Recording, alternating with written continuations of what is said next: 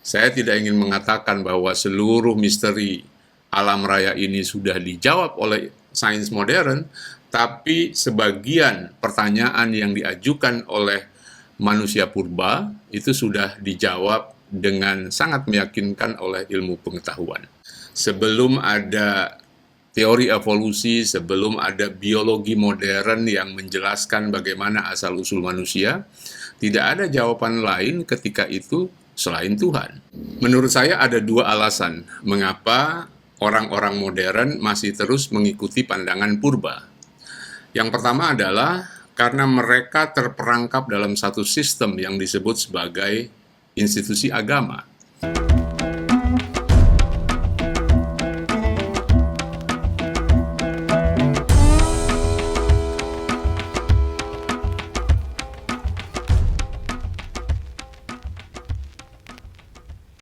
Pada video yang lalu, saya sudah menjelaskan bagaimana manusia dalam perkembangannya memperkenalkan konsep-konsep yang sekarang diabadikan di dalam agama. Konsep-konsep metafisik yang kita kenal sekarang, seperti Tuhan, malaikat, peri, dewa, dewi, atau konsep-konsep metafisik lainnya seperti kehidupan setelah kematian, itu sesungguhnya bukan konsep yang baru.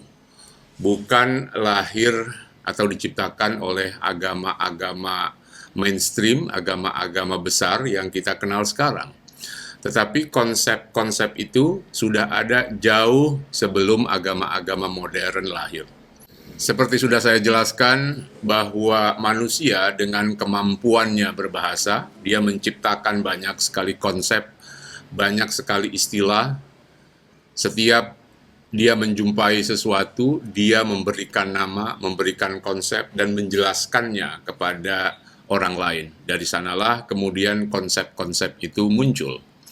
Nah, konsep tentang Tuhan, konsep tentang malaikat, konsep tentang kehidupan setelah kematian, atau konsep-konsep metafisik lainnya, sebetulnya adalah bagian dari kreativitas manusia. Ketika pertama kali manusia menghadapi suatu persoalan, ketika manusia pertama kali menghadapi suatu misteri, dan dia berusaha menjawabnya, maka dia menjawabnya menggunakan bahasa, menciptakan suatu istilah, menciptakan suatu konsep, dan istilah-istilah itu kemudian dijelaskan kepada orang lain. Salah satu konsep awal dalam agama-agama adalah konsep Tuhan. Pertanyaannya, bagaimana pertama kali manusia mengenal Tuhannya? Para sarjana dan antropolog dalam mengkaji agama, mereka tidak mendiskusikan atau mendebat apakah Tuhan itu ada atau tidak. Perdebatan tentang keberadaan atau ketiadaan Tuhan, argumen-argumen tentang keberadaan Tuhan itu ada dalam filsafat. Ahli sejarah dan antropologi menelusuri bahwa setiap konsep yang ada pada manusia itu adalah bagian dari budaya manusia, termasuk konsep-konsep metafisika. Ketuhanan atau konsep-konsep lain adalah bagian dari bahasa, dan itu tumbuh dalam bahasa manusia. Seperti sudah saya singgung pada penjelasan sebelumnya bahwa bahasa manusia itu lahir sekitar 70.000 tahun yang silam. Sebelum itu manusia tidak berbahasa. Karena itulah kalau kita telusuri sejarah agama selalu dimulai pada masa sekitar 70.000 tahun yang lalu. Karena pada masa itulah manusia memiliki kemampuan bahasa, dan dari kemampuan bahasa itulah manusia menciptakan banyak sekali konsep. Nah, konsep ketuhanan itu adalah bagian dari bahasa yang diciptakan oleh manusia. Pertanyaannya sekarang, bagaimana mulanya konsep ketuhanan itu atau Tuhan itu dihadirkan oleh manusia? Nah, saya ingin menjelaskan itu di sini. Karena itu dalam kesempatan kali ini saya tidak ingin masuk dalam perdebatan apakah Tuhan itu ada atau tidak, apakah argumen-argumen tentang keberadaan Tuhan yang disuguhkan oleh para filosof atau para teolog itu valid atau tidak. Karena perdebatan tentang keberadaan Tuhan itu menurut saya sudah selesai sejak Immanuel Kant. Ya, kata Immanuel Kant, tidak ada gunanya kita mendebat atau memperdebatkan masalah-masalah metafisika karena semua itu tidak bisa dibuktikan. Kita memiliki keterbatasan untuk mengetahui sesuatu yang di luar indera kita. Hal-hal yang dikatakan oleh manusia di luar pengalaman indranya itu hanyalah prasangka, itu hanyalah tebakan-tebakan yang bisa salah, bisa benar. Kita tidak bisa menghukuminya, kita tidak bisa menilainya karena tidak ada cara untuk penilaian di luar pengalaman manusia. Nah, jadi untuk menjawab pertanyaan kapan ide tentang Tuhan itu muncul dalam diri manusia, kita harus menelusuri kembali bagaimana suasana manusia pada saat itu. Ketika manusia mulai menggunakan akal pikirannya, ketika manusia mencoba menjawab pertanyaan-pertanyaan yang selama ini mereka hadapi. Pertanyaan-pertanyaan itu mungkin sudah ada jauh sebelum Homo sapiens lahir, tetapi pada saat itu kemampuan kognisi manusia masih terbatas. Baru setelah manusia memiliki kemampuan kognisi yang lebih, ada daya nalar yang lebih canggih atau lebih maju dari sebelumnya, manusia mulai menjawab pertanyaan-pertanyaan yang selama ini menjadi misteri bagi mereka. Nah, ide Tuhan muncul dalam diri manusia sebagai bagian dari jawaban terhadap misteri alam raya. Kita tahu pada masa itu, 70.000 tahun yang lalu, bahkan sampai 10.000 tahun yang lalu, manusia hidup masih nomaden. Dari satu hutan ke hutan yang lainnya, dari satu goa ke goa yang lainnya, mereka hidup dalam kegelapan. Pada malam hari tidak ada lampu, tidak ada penerang kecuali api yang dinyalakan secukupnya. Nah, dalam kegelapan itu, dalam kebingungan itu, manusia mencoba menjawab pertanyaan-pertanyaan yang selama ini mereka pikirkan. Dari mana datangnya semua benda-benda angkasa? Dari mana datangnya hutan? Dari mana datangnya tanaman atau tumbuhan yang mereka saksikan? Dari mana datangnya buah-buahan itu? Nah, dari sanalah kemudian mereka menghadirkan satu jawaban. Tuhan adalah jawaban bagi misteri yang mereka hadapi pada saat itu. Nah, menurut saya ada 3 misteri besar yang hendak dijawab oleh manusia purba ketika itu. Dan Tuhan disuguhkan sebagai jawaban. Misteri pertama adalah tentang asal-usul alam semesta. Tentu saja manusia purba tidak punya gambaran tentang seberapa besar alam semesta ini. Sekarang kita tahu seberapa luas alam semesta ini berdasarkan awal mulanya. Astronomi atau fisika modern bisa menghitung berapa usia alam semesta ini, dan dari sana kita bisa mengukur seberapa besar ukuran alam semesta ini. Nah, manusia purba tidak memiliki pengetahuan tentang itu. Buat mereka, segala sesuatu di alam raya ini adalah misteri. Ada sebuah penjelasan yang menarik tentang kata Tuhan di dalam salah satu bahasa tertua dalam peradaban manusia, yaitu bahasa Sanskerta. Di dalam bahasa Sanskerta, Tuhan disebut Dewa, atau kalau dalam bahasa aslinya itu diucapkan sebagai Deva.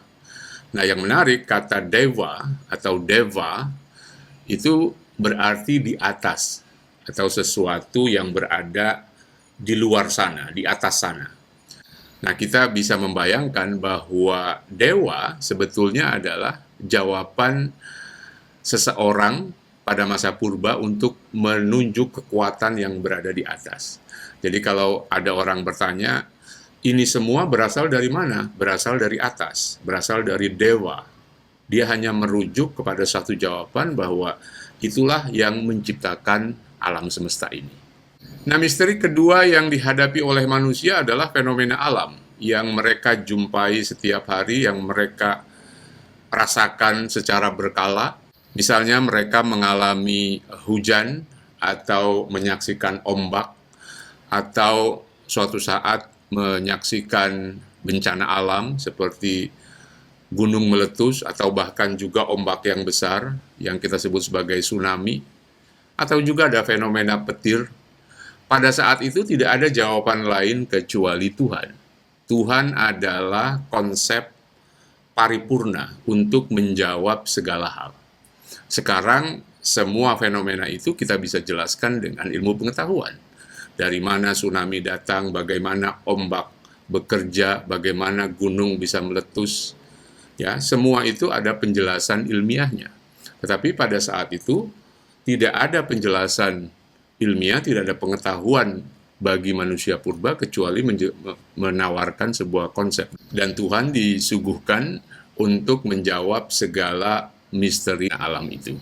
Misteri yang ketiga adalah tentang manusia. Tentu manusia purba bertanya-tanya mengapa diri mereka berbeda dari hewan-hewan yang lain. Sejak zaman purba sampai awal abad modern, manusia selalu merasa bahwa diri mereka unik, bahwa diri mereka itu adalah pusat dari segalanya.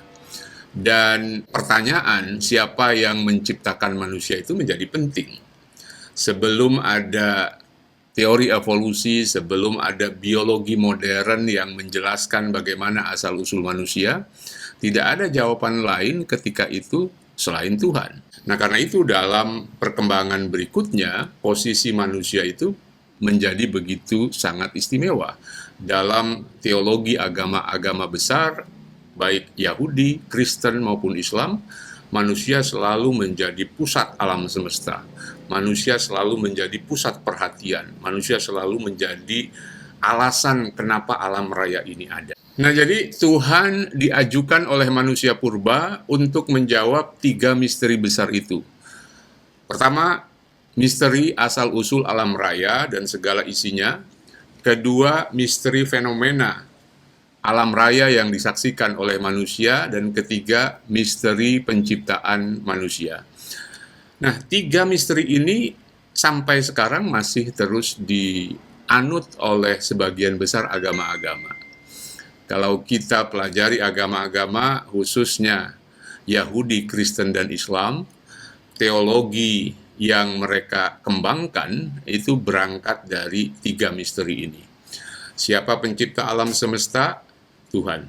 Siapa yang menciptakan fenomena alam? Dari hujan, kemarau, petir, bencana alam, dan lain-lain? Tuhan. Siapa yang menciptakan manusia? Tuhan. Nah, jadi pada dasarnya apa yang diperkenalkan oleh manusia purba itu masih terus dirawat dan dilestarikan oleh agama-agama modern. Pertanyaannya, mengapa ide Tuhan masih terus hidup sampai sekarang? Mengapa manusia modern masih terus menggunakan jawaban manusia purba pada masa silam bahwa Tuhan adalah penjelas dari segala hal yang mereka saksikan, sebagai penjelas dari asal-usul alam semesta, sebagai penjelas dari fenomena alam, sebagai penjelas dari penciptaan manusia. Menurut saya ada 2 alasan mengapa orang-orang modern masih terus mengikuti pandangan purba.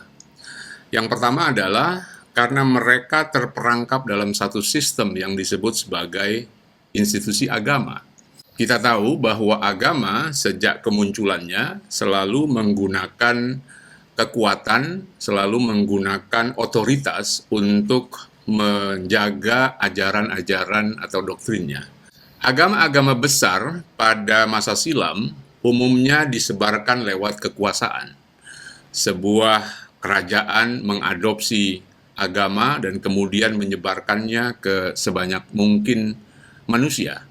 Doktrin-doktrin yang diwariskan dari masa silam, dari era manusia purba, diabadikan lewat institusi agama. Dengan semakin canggihnya ilmu pengetahuan, dengan semakin beragamnya disiplin ilmu-ilmu agama, termasuk teologi di dalamnya, konsep-konsep lama atau jawaban-jawaban lama diberikan argumen baru, diberikan landasan teologi, Tuhan yang sebelumnya hanya sebuah konsep yang tidak begitu jelas, diberikan landasan, diberikan teori, diberikan argumen-argumen agar meyakinkan kepada orang lain. Karena itulah selama abad pertengahan kita menemukan begitu ramainya perdebatan tentang bukti-bukti atau argumen-argumen keberadaan Tuhan. Alasan kedua, mengapa manusia modern masih terus mengikuti jawaban manusia purba tentang misteri alam ini adalah karena mereka tidak mengikuti perkembangan ilmu pengetahuan. Atau kalau mereka mengikuti perkembangan sains dan ilmu pengetahuan, mereka tidak mengikutinya secara penuh. Mereka tidak memahaminya secara sempurna.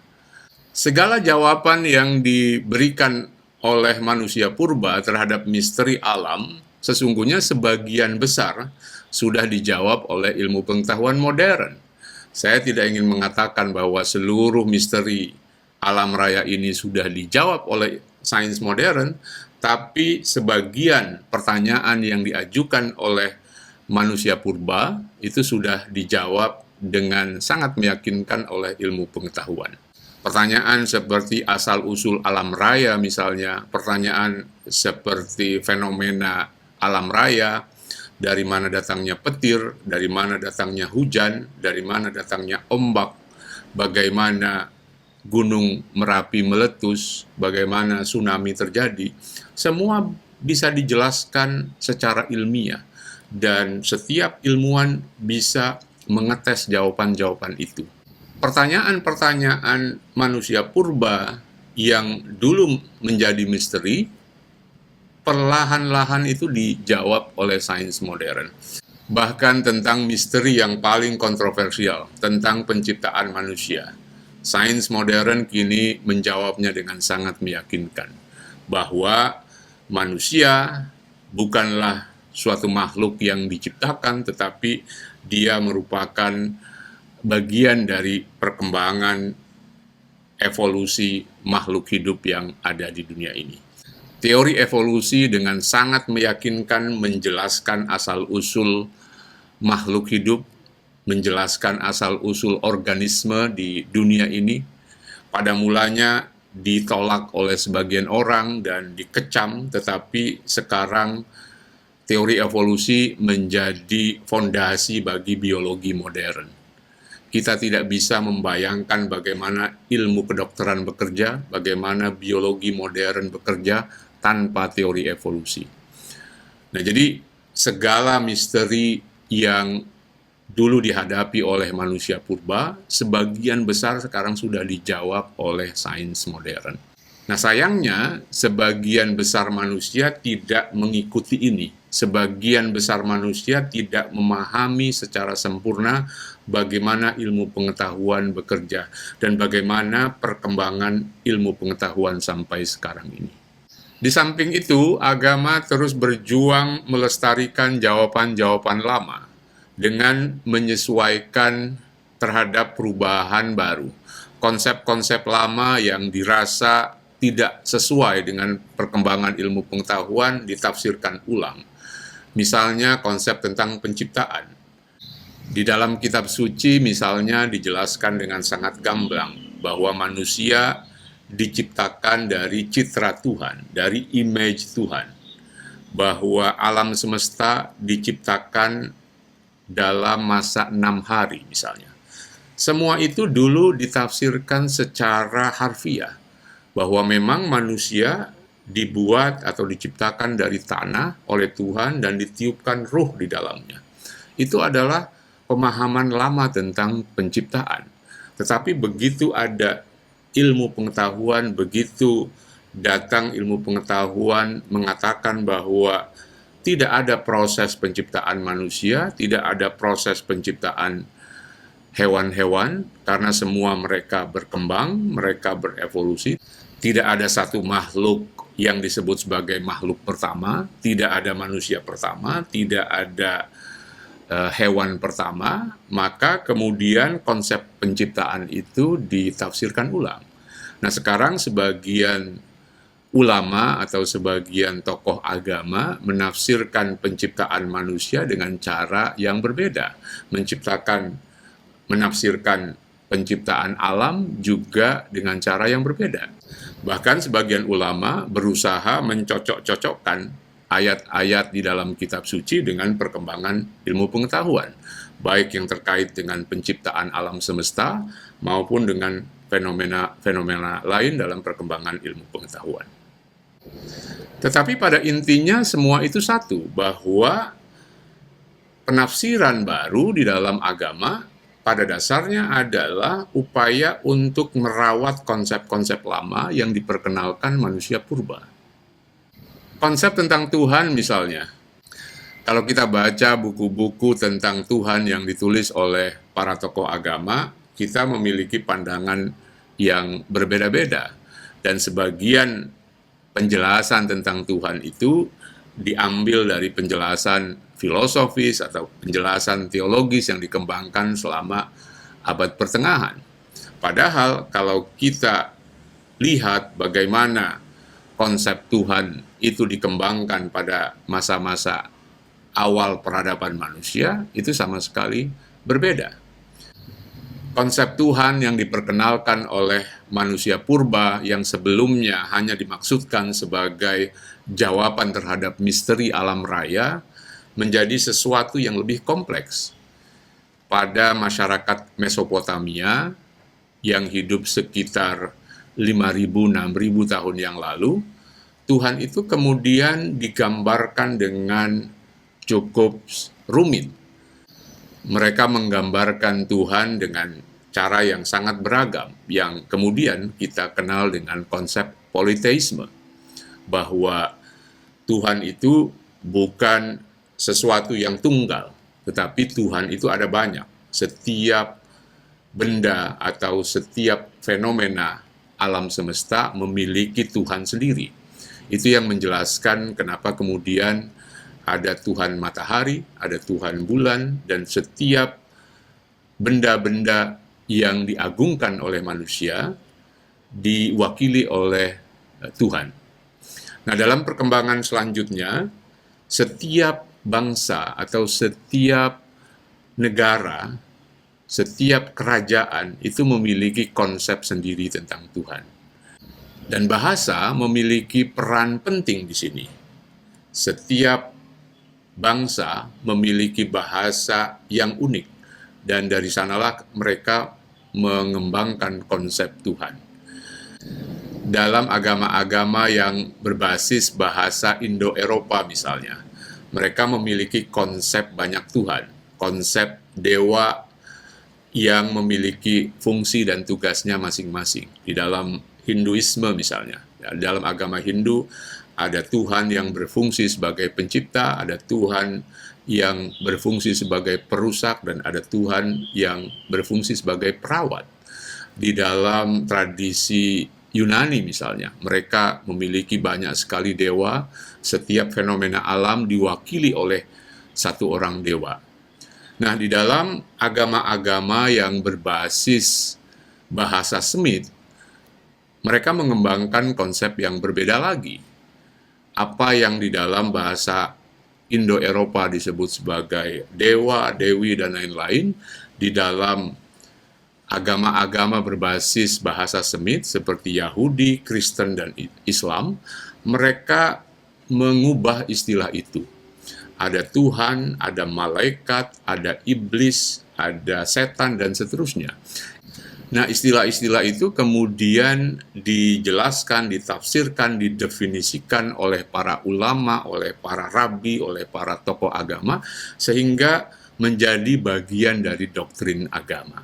Nah, sekarang kalau kita lihat, baik di dalam Yahudi, Kristen, maupun Islam, kita mengenal adanya konsep Tuhan, adanya konsep malaikat, adanya konsep iblis, setan, dan seterusnya, yang di dalam tradisi agama-agama Indo-Eropa itu diwakili oleh dewa, oleh Tuhan yang jahat, Tuhan yang baik, dan seterusnya.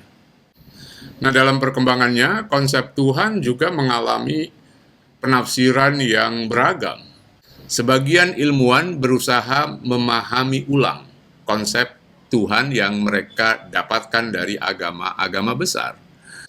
Mereka tidak lagi memahami Tuhan sebagai figur yang bersifat antropomorfis atau seperti manusia, di mana Tuhan memiliki kekuatan, di mana Tuhan berada di atas, di mana Tuhan memiliki kekuasaan. Sifat-sifat itu semuanya adalah sifat-sifat manusia. Nah, pemahaman teologis tentang Tuhan umumnya bersifat antropomorfis, bahwa sifat-sifat Tuhan itu diderivasi, diambil dari sifat-sifat manusia. Nah, para ilmuwan berusaha menafsirkan ulang konsep ketuhanan itu. Spinoza misalnya, salah satu filosof yang pandangannya kemudian diikuti banyak saintis modern, mengatakan bahwa yang disebut Tuhan pada dasarnya adalah sesuatu yang bersifat imanen. Spinoza tidak percaya bahwa ada sesuatu di luar alam semesta. Dia tidak percaya dengan penggambaran Tuhan yang bersifat transenden. Tuhan sepenuhnya bersifat imanen, ada di dalam alam raya.